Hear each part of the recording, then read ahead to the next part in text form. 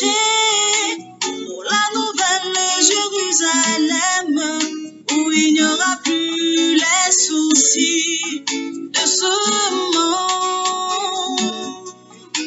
Puis je combattrai le bon combat de la foi. Je veux achever la course, puis je garderai la foi. Il y a la couronne de justice me réservée auprès du Père. Je veux persévérer avec Jésus pour le voir un jour il viendra. Jésus viendra te chercher. Ouais, amen. Amen, amen. Jésus vient nous chercher. Sûrement, sa venue est proche. Même si nous n'avons rien qui démontre que sa venue est proche, tous les événements que nous voyons devraient nous interpeller pour que nous puissions comprendre que ce qu'il a dit, il va le faire et il est temps que nous sachions définir nos priorités. Chères auditrices, chers auditeurs, chers frères et sœurs, chers amis, merci pour votre fidélité d'écoute. Avant de commencer l'émission d'aujourd'hui, remettons toutes choses entre les mains du Père, au nom de Jésus. Père, nous te rendons grâce pour ce temps que tu nous donnes d'écouter cette émission à travers laquelle tu vas nous nourrir dans ta parole. C'est toi qui révèles ta parole et nous prions que ton Esprit Saint vienne nous enseigner ce que nous avons besoin de connaître pour préparer ton retour. C'est au nom de Jésus que nous avons prié et nous voulons penser particulièrement à toutes les sœurs, à tous les frères qui sont connectés pour suivre l'émission en direct et toutes les personnes, en aussi loin qu'elles soient, à qui tu permets de recevoir les enregistrements. Nous voulons les remettre en tes mains pour que cette parole puisse trouver une terre fertile dans le cœur. Père, le salut vient de toi. Aide-nous à comprendre ce qu'il nous faut pour être sauvés. Au nom de Jésus. Amen. Chers amis, cette nouvelle émission qui concerne le retour de Jésus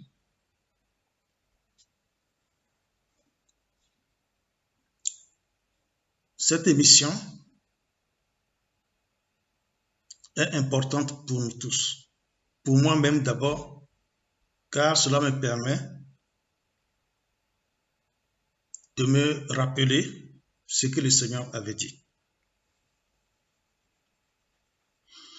Il est vrai que le monde d'aujourd'hui est configuré d'une certaine manière. Tous les écrits que nous lisons, les faits et les enseignements ont été donnés à une époque donnée. Et à cette époque, il n'y avait pas la structure du monde que nous avons aujourd'hui. Des gens avaient donc le temps de se rassembler et d'écouter pendant des heures les enseignements. Dans notre temps, à notre époque de micro-ondes, il est difficile pour des personnes de consacrer du temps pour la parole. Il est difficile d'agir selon la volonté de Dieu. Il est très difficile. C'est pourquoi nous avons besoin de l'aide de Dieu. Pourquoi nous avons besoin de l'aide de Dieu? Ce n'est pas parce qu'il est difficile que nous serons excusés. Ce n'est pas parce que c'est difficile, nous avons des arguments que nous serons excusés.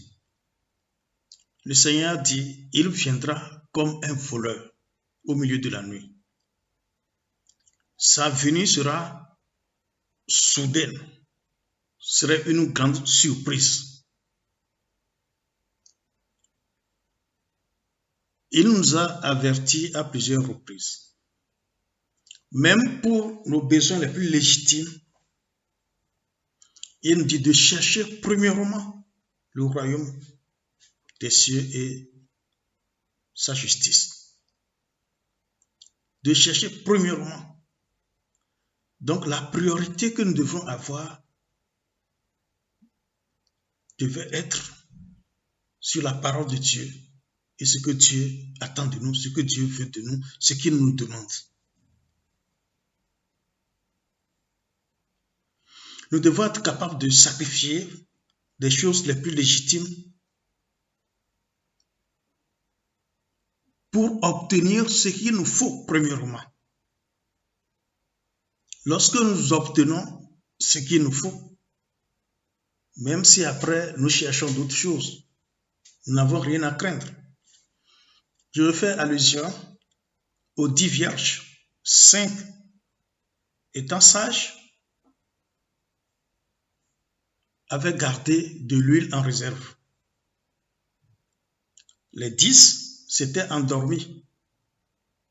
Mais au milieu de la nuit, celles qui avaient de l'huile en réserve pouvaient s'en servir. Quelle huile avez-vous en réserve, chers amis? C'est l'huile-là qu'il faut chercher d'abord. Lorsque vous aurez l'huile, par la suite, vous pourrez dormir. Lorsque vous aurez l'huile, vous pourrez faire tout ce que vous voudrez par la suite. Mais pas avant, s'il vous plaît. Si vous mettez la parole de Dieu en dernière position de vos priorités, vous risquez de vous retrouver parmi ceux qui seront surpris. Et si nous en parlons, ce n'est pas pour vous forcer en quoi que ce soit en réalité. Pourquoi allons-nous vous forcer? Même si on vous forçait, ça servira à quoi? C'est Dieu qui choisit, c'est Dieu qui sélectionne. Nous ne pouvons que donner des conseils pour amener chacun de nous à la compréhension de la volonté de Dieu. Cela étant dit, dimanche passé, nous avions lu le dernier passage dans Acte 28, verset 21 au 24. Dans ce verset, nous avons vu que Paul annonça le royaume de Dieu en rendant témoignage et en cherchant par la loi de Moïse et par les prophètes à persuader les gens de ce qui concerne Jésus. Et l'entretien dura depuis le matin jusqu'au soir. Chers amis, ce sont des exemples que nous avons vus dans la parole de Dieu. C'est vrai que notre temps aujourd'hui ne nous permet pas de nous donner ce genre de luxe. Mais malheureusement, cela ne nous excuse en rien. C'est pourquoi nous cherchons des moyens pour rattraper le temps, c'est-à-dire avoir un maximum de temps, être exposé à la parole, laisser la parole nous travailler et puis poser l'acte de foi qui nous permet d'être remplis du Saint-Esprit, qui est l'onction. Et si Jésus parle de l'huile, s'il y a quelque chose dans la Bible qu'on peut appeler huile, c'est l'onction. Et qui parle d'onction parle du Saint-Esprit. Je peux me tromper sur ce plan,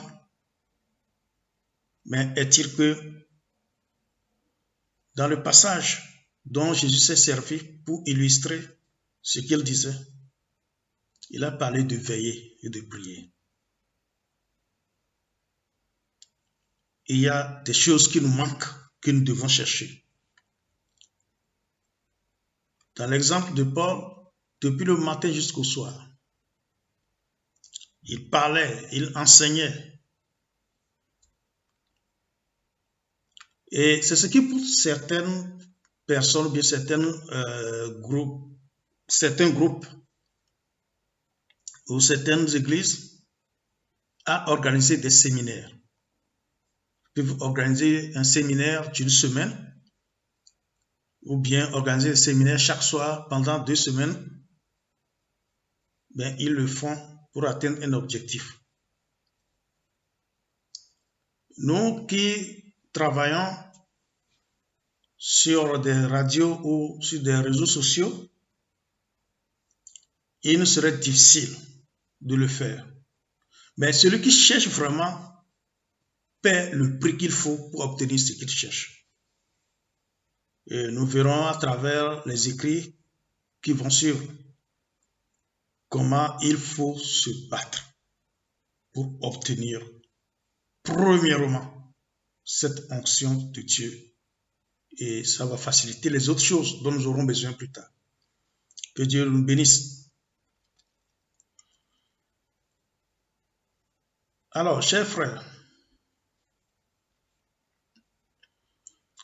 nous avons parlé des enseignements de Jésus sur les sujets qui nous préoccupent, à savoir la vie éternelle, le royaume des cieux, l'enfer, etc. Nous avons vu l'exemple de Jésus qui a expliqué le salut à ses disciples à partir de Moïse et les prophètes, avant de lire l'exemple de Paul qui avait fait la même chose et comment il a pris toute une journée pour l'expliquer à ses auditeurs de l'époque. Nous allons donc commencer l'émission d'aujourd'hui avec l'histoire de la mort. Lisons Philippiens chapitre 1 à partir du verset 19. C'est l'apôtre Paul qui parle ici. Il dit, « Car je sais que cela tournera à mon salut. » Bon, vous comprenez bien que nous avons pris ce verset, bien la lecture au milieu. Donc, il y a eu quelque chose qui a précédé. Et des gens qui créaient des problèmes à Paul, qui lui compliquaient la vie. Et Paul ici dit que cela tournera à son salut. Donc, je continue la lecture. Grâce à vos prières et à l'assistance de l'Esprit de Jésus-Christ, selon ma ferme attente et mon espérance que je n'aurai honte de rien, mais que maintenant, comme toujours, Christ sera glorifié dans mon corps avec une pleine assurance, soit par ma vie, soit par ma mort. Car Christ est ma vie et la mort m'est un gain. Mais s'il est utile pour mon œuvre que je vive dans la chair, je ne saurais dire ce que je dois préférer. Je suis pressé des 2 côtés. J'ai le désir de m'en aller et d'être avec Christ, ce qui de beaucoup est le meilleur. Mais à cause de vous, il est plus nécessaire que je demeure dans la chair. Et je suis persuadé Je sais que je demeurerai et que je resterai avec vous tous pour votre avancement et pour votre joie dans la foi, afin que par mon retour auprès de vous, vous ayez en moi un abondant sujet de vous glorifier en Jésus-Christ.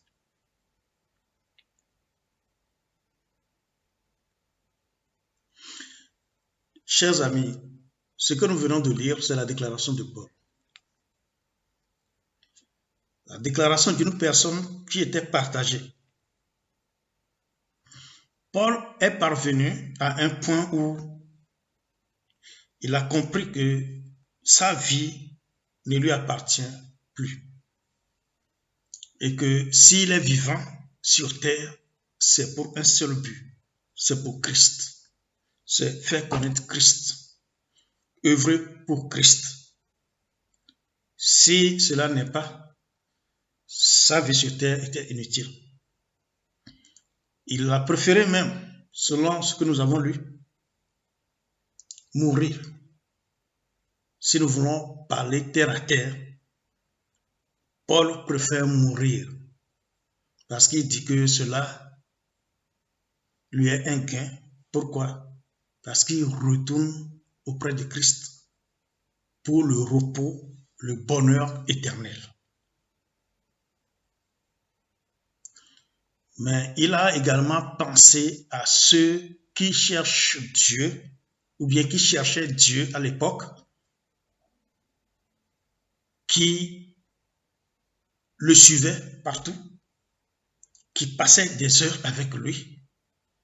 Il a senti dans son cœur que abandonner ces personnes à leur sort alors qu'elles ne sont pas encore prêtes n'est pas une bonne idée.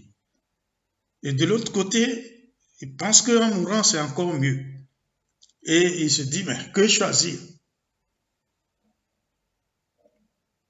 Alors il se dit, bon, que je demeure dans la chair ou que je meure, cela lui est égal parce que s'il meurt, c'est bon, c'est mieux. S'il a envie, c'est que Dieu veut qu'il s'occupe de ceux qui étaient là. Pour que leur foi augmente, que leur foi grandisse. Vous voyez, chers amis, lorsqu'il y a des gens qui cherchent, qui veulent découvrir, et cela est visible, remarquable, celui que Dieu utilise est à l'aise. Il fait tout avec joie, avec bonheur. Il utilise son temps sans compter. Il ne le fait pas pour un avantage sur terre. Maintenant, s'il n'y a personne, ça veut dire qu'il n'a plus rien à foutre ici. Il est libre de partir. Alors, si vous qui m'écoutez, vous n'êtes pas encore arrivé là, je vous en prie, encouragez ce que Dieu vous donne pour vous accompagner dans votre recherche. Encouragez-les. Je ne vous demande pas de leur donner de l'argent. Encouragez-les. Montrez-leur que ce qu'ils font vous aide. Montrez-leur que vous avez besoin de ce qu'ils ont. Montrez-leur que vous êtes disponible. C'est la seule chose qui peut les encourager. C'est le seul prix qu'ils peuvent recevoir. C'est qu'ils sentent que ce qu'ils font n'est pas une perte de temps. Parce que si ceux qui vous enseignent ont l'impression qu'ils perdent leur temps, ils ne sont pas du tout encouragés. Et ce n'est pas pour votre bien. Pourquoi? Parce que eux, ils l'ont déjà. C'est vous qui en avez besoin. Donc, soyons conséquents envers nous-mêmes et montrons à Dieu que nous voulons découvrir. Maintenant, si vous connaissez déjà, si vous en avez déjà, ce n'est pas la peine qu'on continue à vous en ajouter. Paul, dans notre cas, a pensé à ceux-là qui l'écoutaient. C'est très important. Que Dieu nous aide. Ce que nous pouvons encore tirer comme leçon, c'est qu'en tant que chrétiens, que devons-nous désirer? Lorsque tu es sauvé, en réalité, tu n'as plus rien à faire sur terre. Tu es sauvé pour être avec Dieu. Mais si tu n'es pas encore mieux, si tu n'as pas encore grandi, Dieu va vouloir que tu grandisses. Et une fois que tu es devenu grand, tu dois aider tes frères aussi à être sauvés. Et c'est ça qui peut justifier le fait que celui qui est sauvé a encore besoin de vivre sur cette terre. Notre vie sur cette terre n'est pas une vie où nous allons encore nous mettre dans des corvées. Ça veut dire que nous n'avons pas encore compris le salut. Quand vous êtes sauvé, votre priorité, c'est le ciel. Si vous avez d'autres priorités à part ça, c'est que vous n'êtes pas encore sauvé.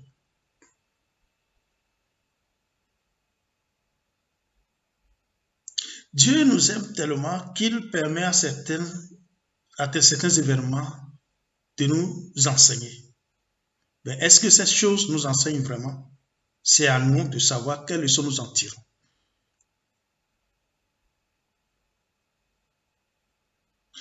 Il y a plusieurs aujourd'hui qui ne travaillent pas parce qu'ils n'ont pas envie de travailler, mais parce qu'il y a une situation qui les empêche de travailler, tout simplement. Ça ne veut pas dire que ceux qui travaillent doivent en profiter pour faire le maximum. Le maximum que vous allez faire aujourd'hui, Dieu vous le permet de le faire. Mais vous ne savez pas ce que Dieu est en train de faire. Vous ne savez pas ce qui se prépare. Ouvrons les yeux. Donc, l'objectif du salut, c'est d'amener les hommes à comprendre qu'une fois qu'ils sont sauvés, la peur de la mort ne devrait plus faire partie de leur quotidien. Chers amis, nous disons que nous sommes chrétiens la plupart du temps. Mais sommes-nous capables de faire une telle déclaration que nous venons de lire de la part de Paul? Si la réponse est non, pourquoi avons-nous toujours peur de la mort? Si nous ne sommes pas prêts à faire la même déclaration que Paul, si notre vie ici, ce n'est pas Christ, ce n'est pas lui qui occupe la première place, est-ce que nous sommes sauvés? Si nous sommes sauvés, pourquoi avons-nous toujours peur de la mort? Dans ses enseignements, quand Jésus était sur terre, il a enseigné sur plusieurs sujets.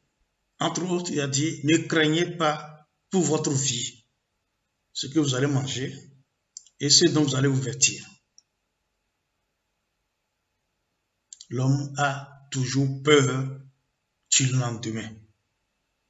C'est pourquoi nous n'avons jamais eu le temps. Nous sommes trop occupés.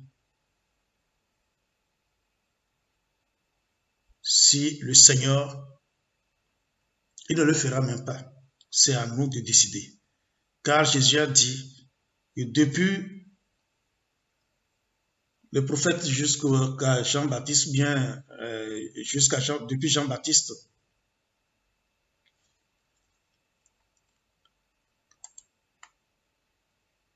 le royaume des cieux est comment?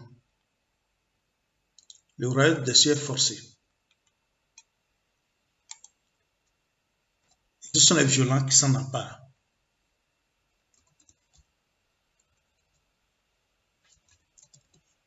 Si le royaume des cieux est forcé et que ce sont les violents qui s'en emparent, ça veut simplement dire que le salut n'est pas aussi facile que ça. Donc, le passage, c'est Matthieu chapitre 11, verset 12, qui dit, depuis le temps de Jean-Baptiste jusqu'à présent, le royaume des cieux est forcé. Ce sont les violents qui s'en emparent. Ce n'est pas une violence physique, bien sûr. C'est une violence de caractère, de décision. Parce que, vous savez, Jean-Baptiste, lui, il ne ménageait personne. Il insultait proprement. Ça ne veut pas dire que l'évangile est l'injure. Non. C'est que c'est le seul moyen de tester ceux qui cherchent vraiment. Parce que si tu cherches, rien ne va t'empêcher de chercher. Mais si tu ne cherches pas, moins de choses, tu es découragé, tu t'en vas. Dieu a voulu que le royaume soit forcé. Des gens viennent, on les insulte, mais ils continuent de venir parce qu'ils savent ce qu'ils cherchent. Donc le royaume des cieux est forcé. Ce sont les violents qui s'en emparent.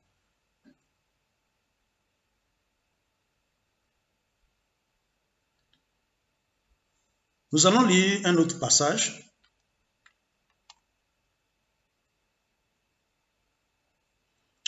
« 2 Corinthiens chapitre 5, à partir du verset 1. Nous savons en effet que si cette tente où nous habitons sur la terre est détruite, nous avons dans le ciel un édifice qui est l'ouvrage de Dieu, une demeure éternelle qui n'a pas été faite de main d'homme. Aussi, nous gémissons dans cette tente, désirant revêtir notre domicile céleste. Si du moins nous sommes trouvés vêtus et non pas nus. Car tandis que nous sommes dans cette tente, nous gémissons, accablés, parce que nous voulons non pas nous dépouiller, mais nous revêtir, afin que ce qui est mortel soit englouti par la vie. Et celui qui nous a formés pour cela, c'est Dieu, qui nous a donné les arts de l'esprit. Nous sommes donc toujours pleins de confiance et nous savons qu'en demeurant dans ce corps, nous demeurons loin du Seigneur. Car nous marchons par la foi et non par la vue. Nous sommes pleins de confiance et nous aimons mieux quitter ce corps et demeurer auprès du Seigneur. C'est pour cela aussi que nous nous efforçons de lui être agréables, soit que nous demeurions dans ce corps, soit que nous le quittions. Vous voyez, ceci rejoint le passage que nous avons déjà lu. Notre premier objectif, c'est d'être avec le Seigneur une fois que nous sommes sauvés. C'est notre premier objectif. Demeurer avec lui, retourner auprès de lui. Si nous avons un combat à mener ici, ce n'est pas un combat pour bâtir des choses périssables sur cette terre. Jésus a dit, ne vous amassez pas des trésors sur cette terre où les voleurs peuvent vous voler, où la terre peut détruire. Ayez vos cœurs tournés vers la vie éternelle. Pendant que nous sommes là, nous pouvons travailler, nous pouvons faire toutes sortes de choses, nous pouvons faire des business, mais nous ne devons pas laisser ces choses retarder la bénédiction que nous devons recevoir de Dieu. Recevez d'abord la bénédiction spirituelle et vous verrez que la bénédiction physique, charnelle, se libérera tout seul. Qui met la main à la charrue, regarde en arrière, n'est pas digne de moi, a dit Jésus. Pourquoi il a dit? Tu veux avancer, mais quelque chose te retient. Nous avons lu un passage hier qui a parlé, qui a donné l'exemple de la femme de Lot. Il est arrivé un temps où ils étaient obligés de tout abandonner, leur richesse. Le cœur de la femme était tellement attaché à ses richesses que En allant, le regret l'a rempli. Elle s'est tournée pour regarder. La colère de Dieu l'a embarqué en même temps. Parce que Dieu que nous invoquons, il est souverain. Et nous avons vu, et nous verrons encore, l'être humain n'est pas aux yeux de Dieu ce qu'il pense lui-même. L'importance que vous vous donnez, vous ne l'avez pas devant Dieu. Sauf si vous acceptez la parole du salut. Là, vous êtes racheté, vous devenez son enfant. Il va vous aimer comme son enfant. Mais avant cela, non. Maintenant, si vous devenez son enfant, écoutez ce qu'il vous dit. Votre bonheur n'est pas dans les choses de ce monde. Votre bonheur, c'est auprès de lui d'abord. Et pendant le temps que vous êtes sur terre, il vous donnera tout ce dont vous aurez besoin. Il a promis et il le fera, sûrement. Si nous lisons Matthieu 10, versets 24 à 28, Jésus dit, le disciple n'est pas plus que le maître, ni le serviteur plus que son Seigneur. Il suffit au disciple d'être traité comme son maître et au serviteur comme son Seigneur. S'ils ont appelé le maître de la maison Beelzéboul, à combien plus forte raison appelleront-ils ainsi les gens de sa maison? Ne les craignez donc point, car il n'y a rien de caché qui ne doive être découvert, ni de secret qui ne doivent être connus. Ce que je vous dis dans les ténèbres, dites-le en plein jour, et ce qui vous est dit à l'oreille, prêchez-le sur les toits. Ne craignez pas ceux qui tuent le corps et qui ne peuvent tuer l'âme. Craignez plutôt celui qui peut faire périr l'âme et le corps dans la chair. Amen. Vous voyez, chers amis, parfois je parle des choses et certaines personnes pouvaient être scandalisées. Mais je vous assure que c'est prévu comme ça. Vous voyez ce que nous venons de lire. Jésus dit, car il n'y a rien de caché qui ne doive être découvert.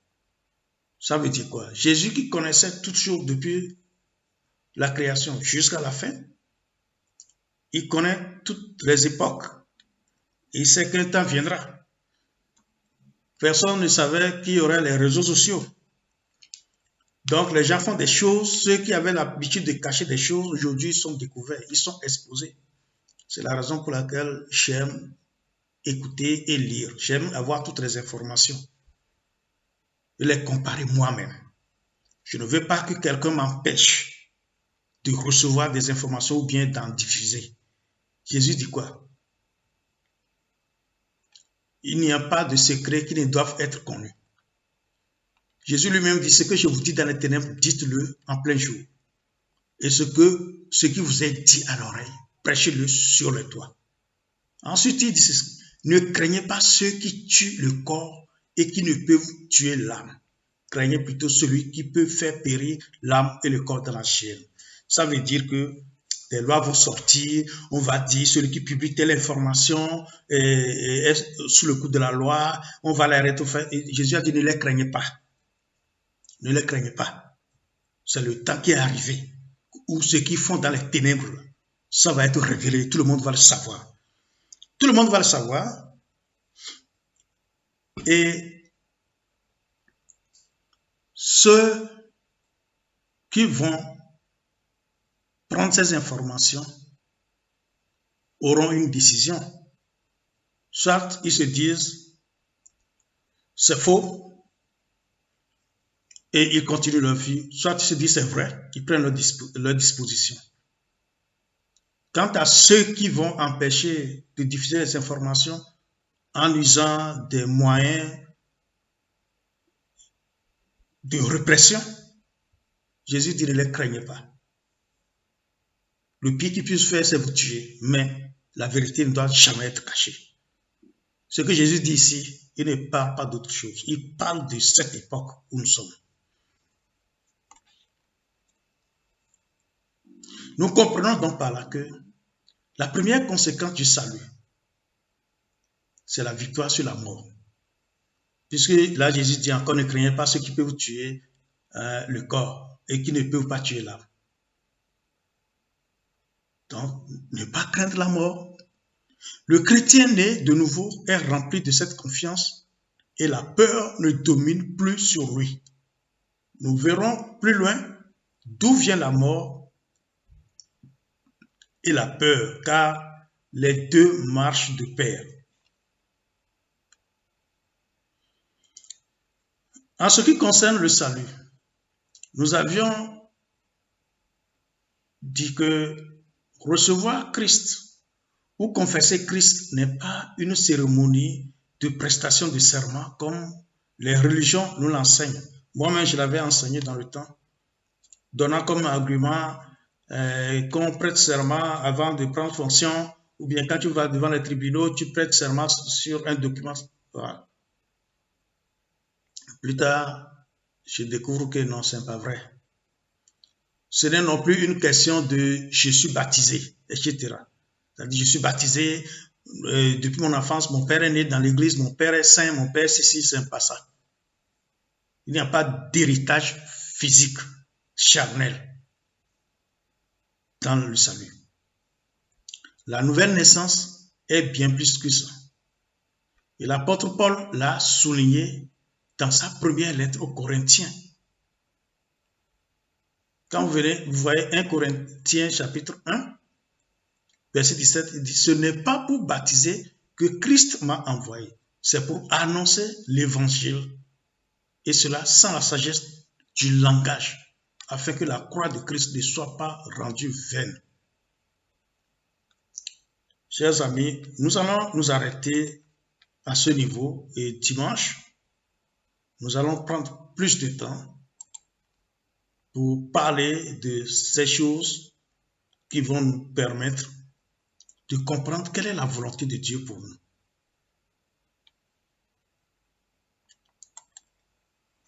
Nous allons donc prier et remercier le Seigneur pour la séance d'aujourd'hui, avec espoir que vous avez pu retenir quelque chose. Le problème aujourd'hui, c'est qui cherche. Jésus a dit, celui qui cherche trouve. Le semeur se lève, il sème. Le sol que vous présentez, c'est ce sol-là qui va déterminer si vous allez porter de fruits ou non. Que Dieu vous bénisse pendant que vous cherchez et que vous écoutez les messages. Vous cherchez à les comprendre pour votre salut. Car tout ce que l'on vous dit, c'est pour votre bien. Ce n'est pour personne d'autre. Surtout si la personne qui vous transmet l'information le fait sans rien exiger de vous, sans rien attendre de vous, sachez que c'est pour votre bien. C'est uniquement pour votre bien. Que Dieu nous bénisse. Père, je te remercie pour ce que tu nous as encore permis de partager aujourd'hui. Je remets mon frère et ma soeur entre tes mains. Je prie que ta parole trouve de place dans le cœur de chacun et qu'il y ait la compréhension que le Saint-Esprit seul donne. Aide-nous à nous organiser pour que les choses que tu as prévues pour tes enfants leur soient accordées et que personne d'entre nous ne soit surpris, que personne ne soit pris au dépourvu à la dernière minute. Aide-nous à prendre conscience dès aujourd'hui, à comprendre que la priorité doit être ta parole. La priorité doit être d'obtenir ce que tu nous as promis et après les autres choses vont suivre. Bénis chacun et que ta grâce repose sur nous pendant que nous attendons le retour de notre Seigneur et Sauveur Jésus-Christ. Merci Père. Au nom de Jésus, Amen. Chers amis, soyez bénis et si le Seigneur ne revenait pas au bout de la semaine, On va se retrouver dimanche prochain pour continuer cette aventure. À très bientôt. Bonne semaine à tous. Amen.